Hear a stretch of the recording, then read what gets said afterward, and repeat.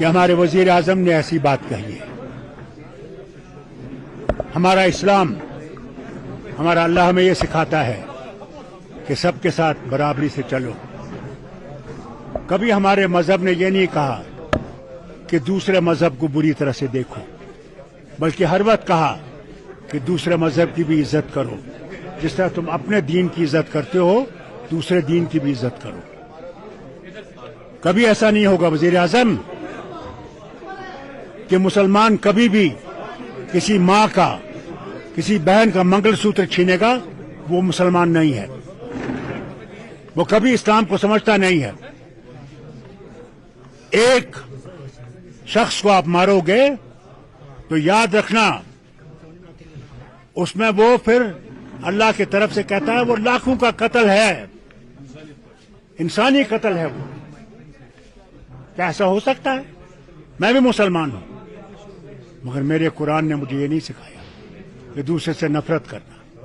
मैं उतना ही हिंदू से मोहब्बत करता हूं जितना मैं सिख से, मुसलमान से मोहब्बत करता हूं। मैं समझता हूं वो भी तरक्की करेगा, हम भी तरक्की करेंगे, उसी से ये भारत उठेगा।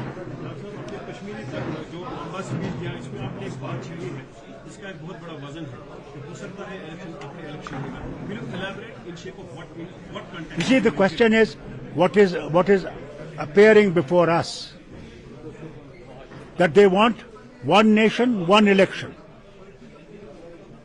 How can it be possible in 28 states which are so different?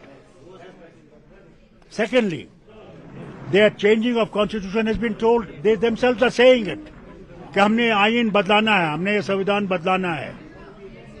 ये एक ही दफा इलेक्शन होगा और जिस तरह प्यूटन साहब बैठे हुए हैं, इसी तरह ये भी अपने वजीर आजम को बिठाना चाहेंगे, जो जब तक वो जिंदा हैं वो रहेंगे, दूसरा आएगा वो भी चलाएगा। नहीं तो मुझे ये बताइए, ये क्यों कह रहे हैं कि 2047 तक, क्या ये 2047 तक रहेंगे? वो कैसे है?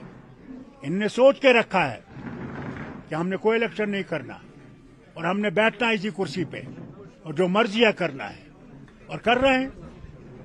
इलेक्शन कमीशन का जो बनता है उसमें क्या था? चीफ जस्टिस था of India, government of India का था और अपोजिशन का लीडर था। चीफ जस्टिस को हटाने की क्या जरूरत पड़ी? क्या जरूरत पड़ी?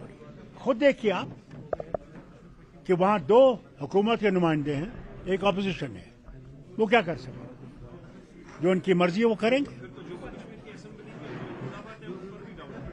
हमें पता नहीं है कि वो असेंबली इलेक्शन होंगे, कब होंगे। ये तो इलेक्शन ये तो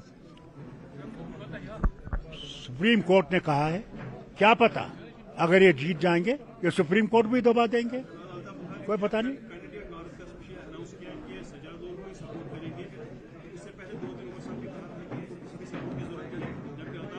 मुझे अफसोस इस बात का है, मुझे अफसोस इस बात का